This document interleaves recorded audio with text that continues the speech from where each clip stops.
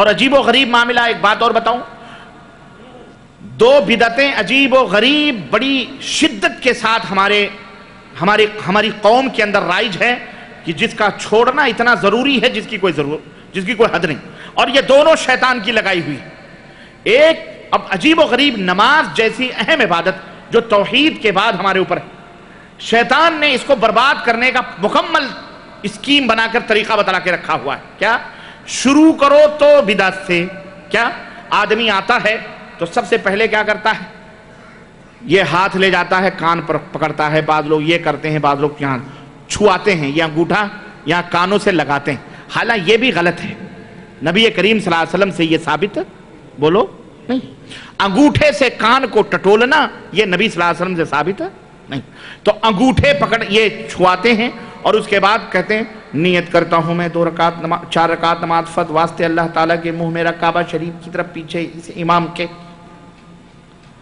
ہے کہ نہیں؟ ایسے تو کہتے ہیں فرض اللہ تعالیٰ کے لیے یا سنت رسول اللہ صلی اللہ علیہ وسلم کی. اتنی دیر میں سورہ فاتحہ بھی گزر جائے ان کو پرواہ نہیں ہوتی. یہ ضرور کہے گا کہ نہیں کہے گا. سنت بھی اکیلے کھڑا ہوگا تو اتنی دیر کے بعد پھر اللہ اکبر کہہ کے نہیں. یہ غلط ہے. ارے یہ ایک بدعت. یہ نمبر 2، آخر میں ایک بدعت رکھی ہے شیطان نے، اور وہ کیا ہے؟ جیسے ہی امام نے کہا السلام علیکم ورحمۃ اللہ، السلام علیکم ورحمۃ اللہ، ہمارے ملکوں میں جیسے ہی امام نے سلام پھیرا ویسے ہی پیچھے مؤذن کہتا ہے اللہم آمین، ہے کہ نہیں؟ تھوڑی دیر کے بعد پتہ نہیں پھر برحمتک یا ارحم الراحمین. صاحب چلو جمعے کی ایسے ہی ہوتا ہے کہ نہیں ہوتا؟ دعا مانگتے ہیں ہمارے لوگ، آپ سب ہم ہی ہیں، ہماری قوم ہے، ہمارے لوگ ہیں، ہماری برادری ہے، سب کچھ ہم مسلمان ہیں، ایک برادری ہے. دعا بھی ہم مانگتے ہیں. امام دنیا ہم در و دیوار تک رہے ہوتے ہیں، ہم ادھر دیکھ رہے ہیں، ادھر دیکھ رہے ہیں، ادھر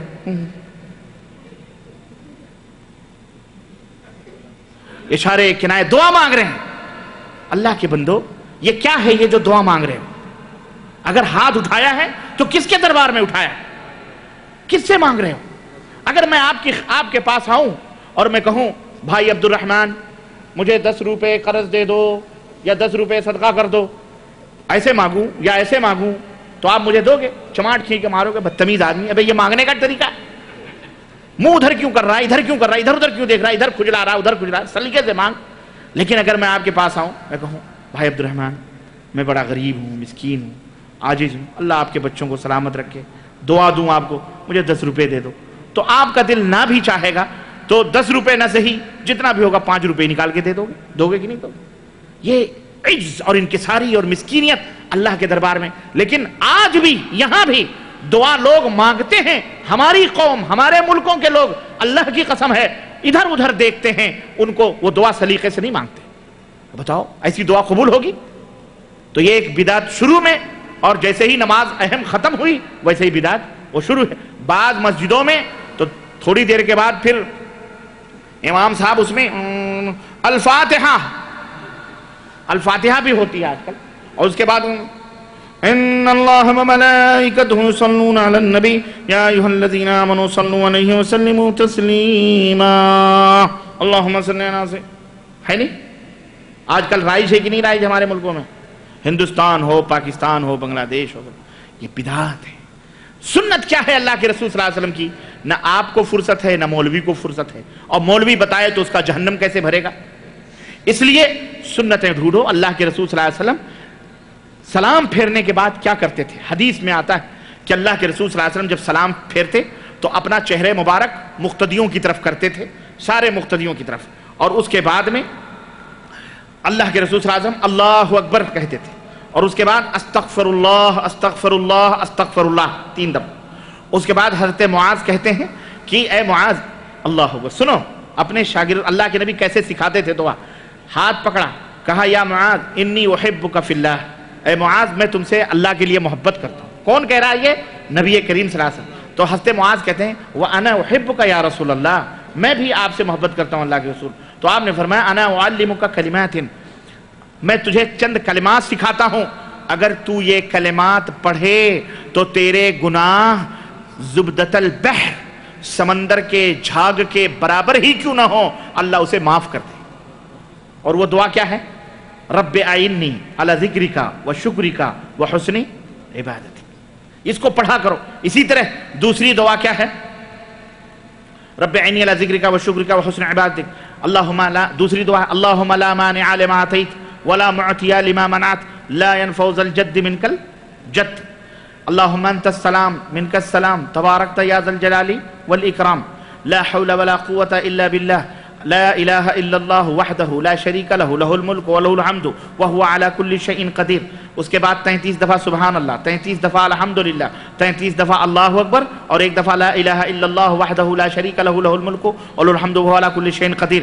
اس کے بعد آیت الکرسی، اس کے بعد اللہ کے رسول صلی اللہ علیہ وسلم نے فرمایا ہر نماز کے بعد جو بندہ آیت الکرسی پڑھتا ہے وہ اس کے اور موت کے درمیان، اس کے اور جنت کے درمیان صرف موت حائل ہے، بس وہ مرے گا جنت میں جائے گا۔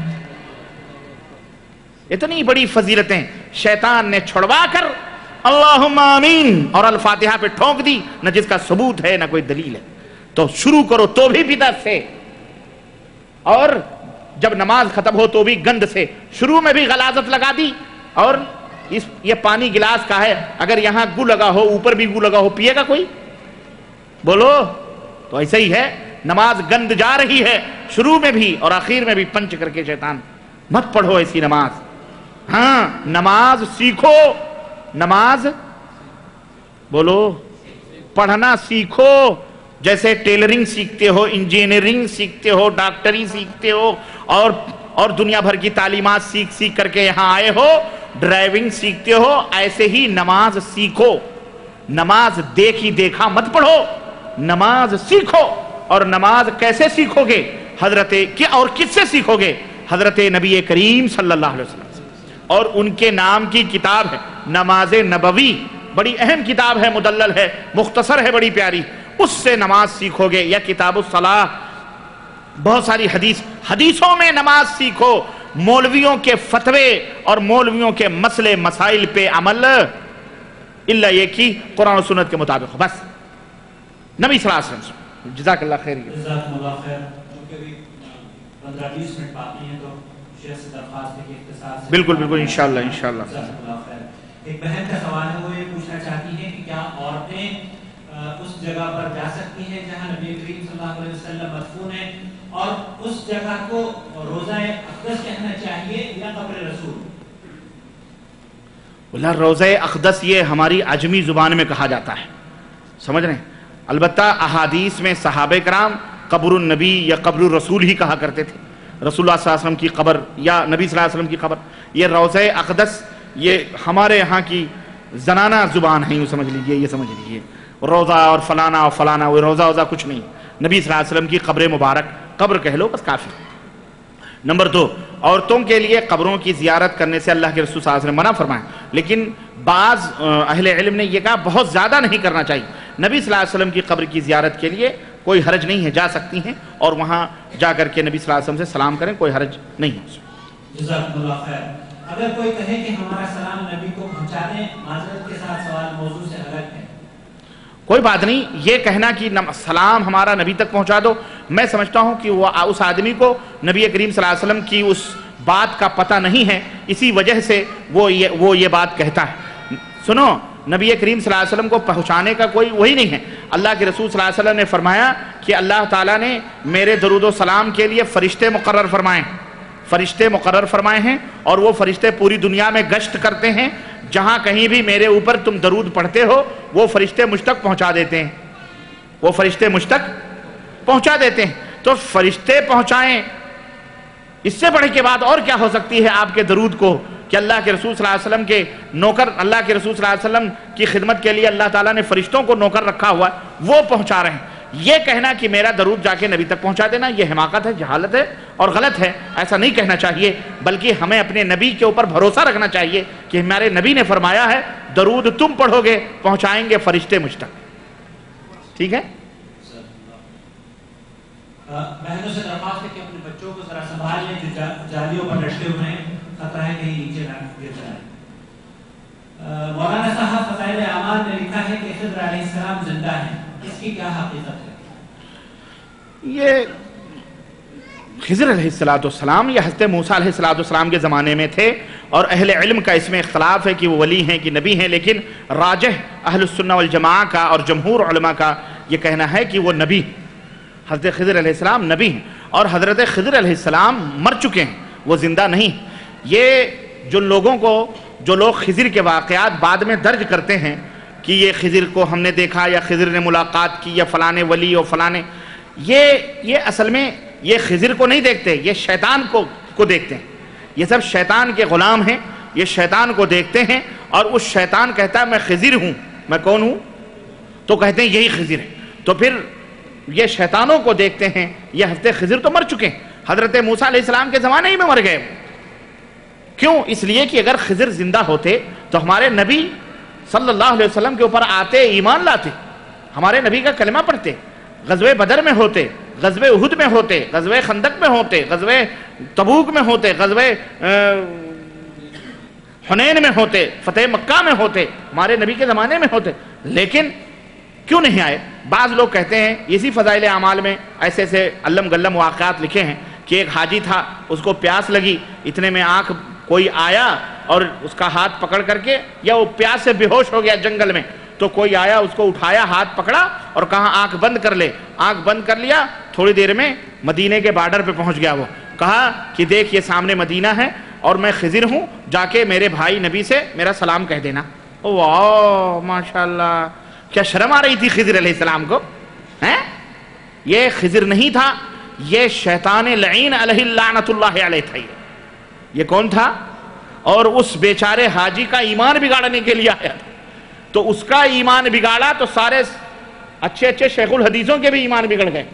इस दौर के अपने आप को मुफ्ती मुहद्दिस कहलाने वाले, उनके भी ईमान बिगड़ गए और बिगड़ते जा रहे हैं, और टोलियों की टोलियों के बिगड़ रहे हैं। चुनांचे बाबुर रहमा पे आज भी बाज लोग खड़े होकर सलाम करते हैं। और सलाम क्यों करते हैं मालूम है?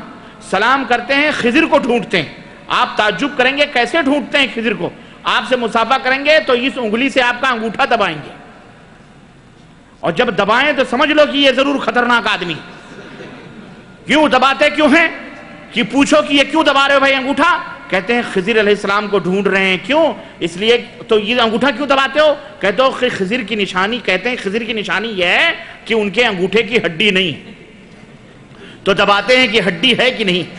और इकबाल ने इसीलिए कहा था, अल्लाह अकबर, अल्लाह ताला इकबाल के ऊपर रहम फरमाए, और इकबाल की गलतियों को अल्लाह माफ़ फरमाए, और अल्लाह उन्हें जन्नत में जगह दे। शायर मशरिक़ अल्लामा इकबाल, जो पैदा मगरिब में हुआ, जिसने तालीम मगरिब में हासिल की, यूरोप में, लेकिन फ़िक्र उसने इस्लामी हमें थी। आज उसकी तालीम को यूरोप और अमेरिका तर्जमा करके खुद अमल करके उल्टा हमको पीट रहे हैं। और आज उसकी कौम उर्दू जानने वाली, अगर किसी से कहो अल्लामा इकबाल का कोई शेर याद है तो पता ही नहीं, या किसी शेर का मतलब पूछो तो पता ही नहीं। उन्हें फिल्मी गाने जरूर याद हैं, उन्हें डिस्को डांसर और पता नहीं कौन कौन से गाने, लता के और पता नहीं हया के, पता नहीं किसके, सबके मालूम है।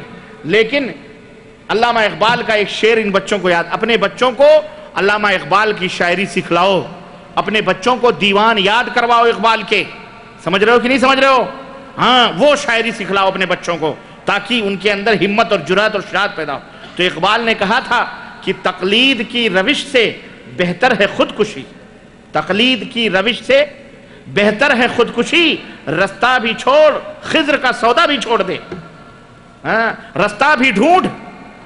अपनी कौम को तालीम देते हुए अल्लामा इकबाल क्या कहते हैं कि तकलीद की रविश से तो बेहतर है खुदकुशी।